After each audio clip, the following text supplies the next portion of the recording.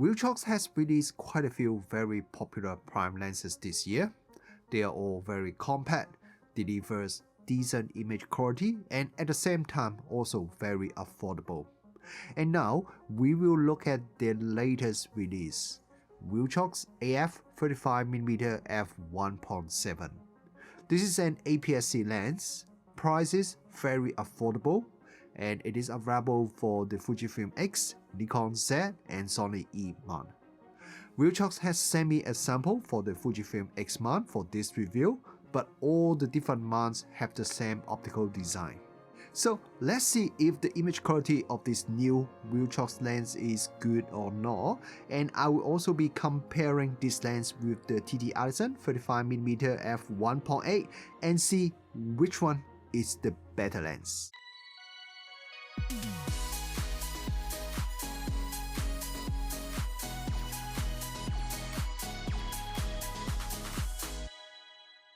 Let's start this review by looking at the design of this Viltrox lens first. If you have tried one of the Viltrox recent budget prime lenses, then you will know what to expect with this 35mm lens. This is especially if you have tried the Viltrox AF 56mm f1.7.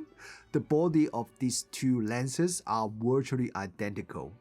When I put them side by side, they have exactly the same design and also the same size.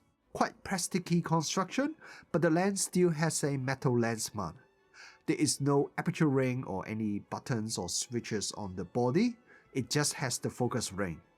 The only real difference between this 35mm f1.7 and the 56mm f1.7 lens is the lens hood.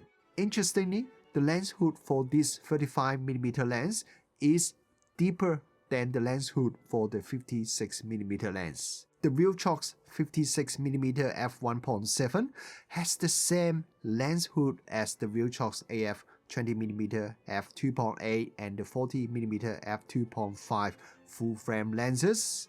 I don't really understand why, as these three lenses has very different focal length. The only explanation I have is that when Viltrox released the 56mm f1.7, they want to save some cost, so they just reuse the same lens hood.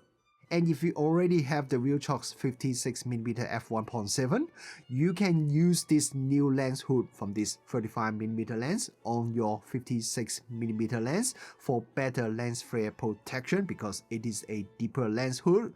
I've tried that myself, I didn't notice any downside like dark corner or heavier vignetting. So yeah, if you have both lenses, you could give it a try yourself. This lens doesn't appear to be a weather sealed lens, but I also didn't expect that because of its price.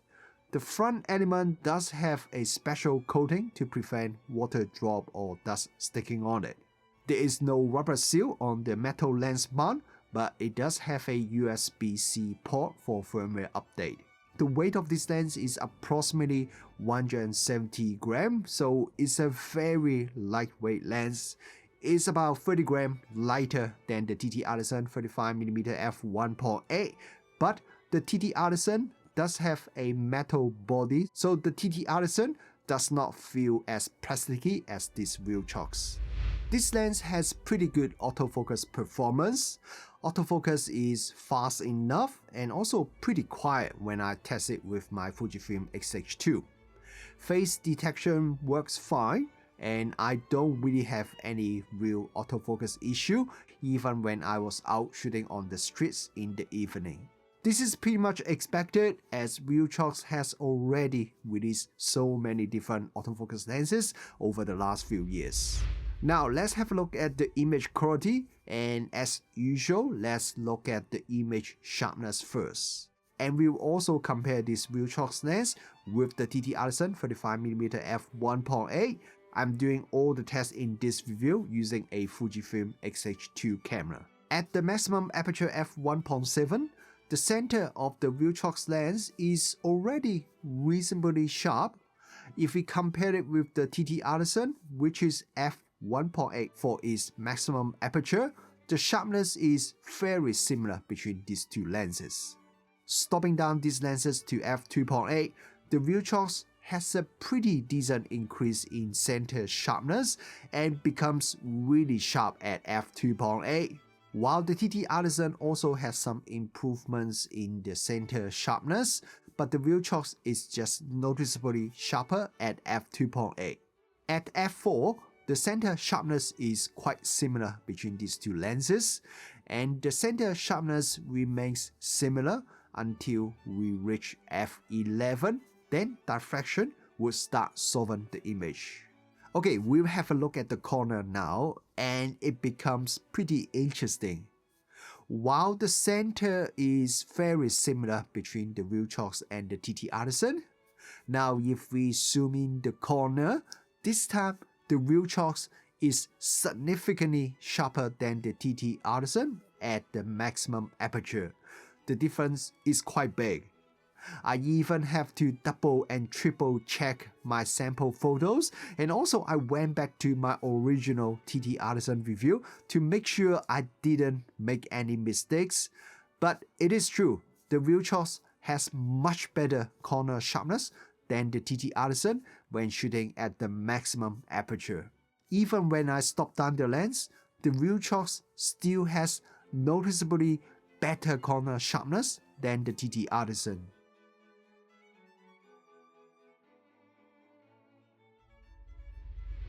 Now, let's have a look at these two photos, both shot at the maximum aperture. So apart from the value of the aperture is slightly different, Viltrox is f1.7 and TTArtisan is f1.8. Otherwise, all the other camera settings are identical, and both photos were shot with the camera on a tripod at the exact same location. Lighting was identical and the white balance setting was also the same. First thing I noticed is that the Viltrox has a slightly wider field of view than the TTArtisan, but it's quite a small difference. Then the next thing I noticed is that the Viltrox photo is a bit brighter.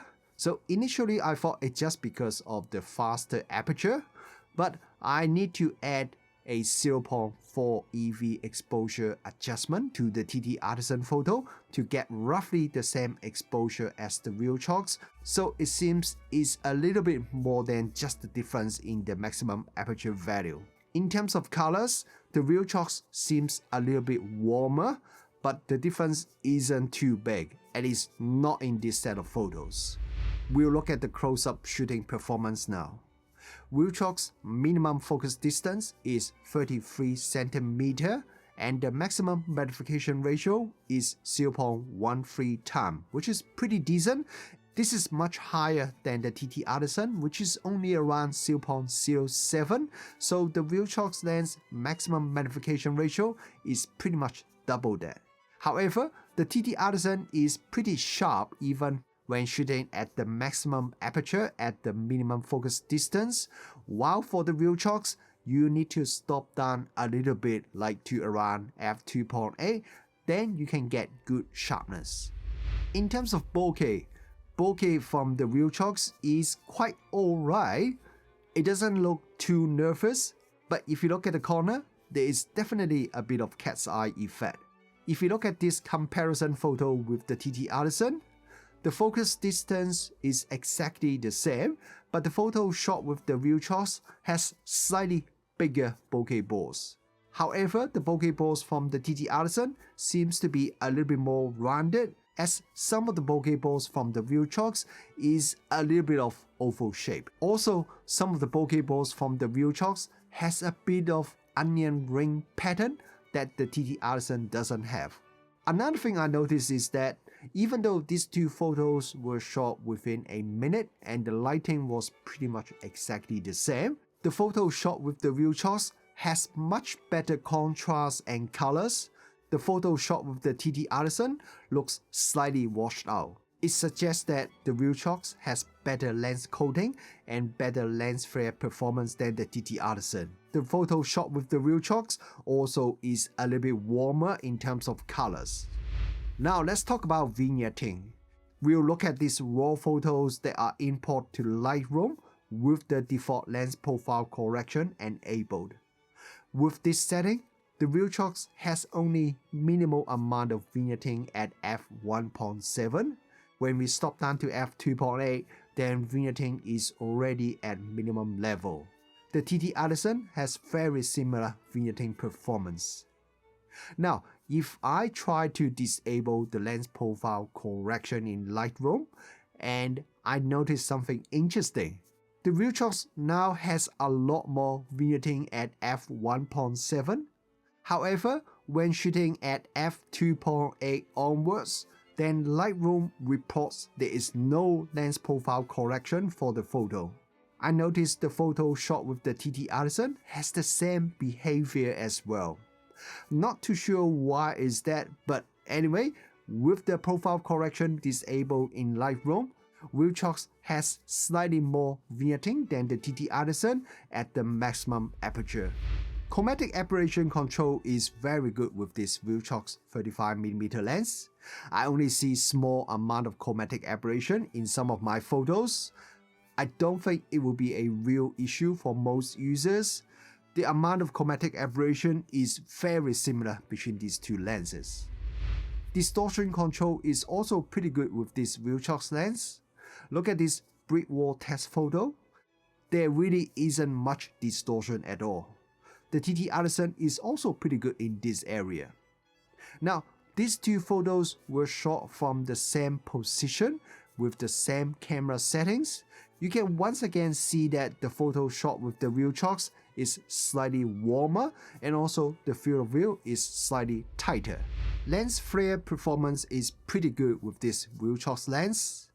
Let's have a look at this side-by-side comparison with the TTArtisan. The Viltrox has noticeably less lens flare than the TTArtisan. But it's not just this test. For example, the earlier bokeh test, the sun was in front of the camera, and the photo shot with the Viltrox has better colors and contrast when you compare it with the TTArtisan. So far, this Viltrox lens seems to be doing really well in terms of image quality, but one of the areas that it doesn't do so well would be Sunstars. This 35mm Viltrox lens just doesn't really render beautiful Sunstars at all.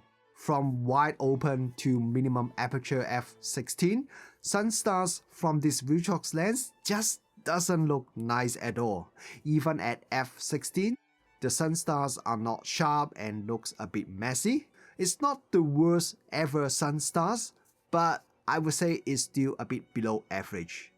TTArtisan's Sunstars definitely look better in my opinion. When shooting video, autofocus tracking works pretty well with this Viltrox lens. It follows the target relatively quickly and adjusts the focus smoothly. Because it's quite a small and lightweight lens, you should be able to balance the camera on a gimbal quite easily as well. In terms of focus briefing, I got some unexpected result. The Viltrox has excellent focus briefing control. When I did my usual 1m to 20m focus briefing test, this Viltrox lens shows virtually no focus briefing. If we compare it with the TTArtisan, which has some noticeable focus briefing, you can see Viltrox focus briefing control is excellent. When Viltrox told me about this new 35mm f1.7 lens a couple of weeks ago and asked if I'm interested in reviewing this lens, I was going to say no because I have already reviewed quite a few of their budget lenses this year, and I also have a few other reviews scheduled for the next few months, so I was thinking maybe I should skip this lens review so I have some spare time to work on some other projects. But I am really glad that I didn't say no because this is a surprisingly good lens despite its budget price and appearance. I know sharpness doesn't mean everything, but I am really surprised by how sharp this lens is, especially the corner sharpness. The corner sharpness is much better than what I expected. And when I did the focus briefing test, I thought the autofocus wasn't working as I saw almost no focus briefing at all, which is really unusual for a lens with this kind of focal length. I don't know how many people would buy this lens for video, but I'm definitely very impressed by how little focus briefing this lens has. To be honest, I'm really not sure how I can criticize this lens, especially considering the price of this lens. Okay, maybe the Sunstars are not that pretty, but that's pretty much the worst thing I can say about this lens.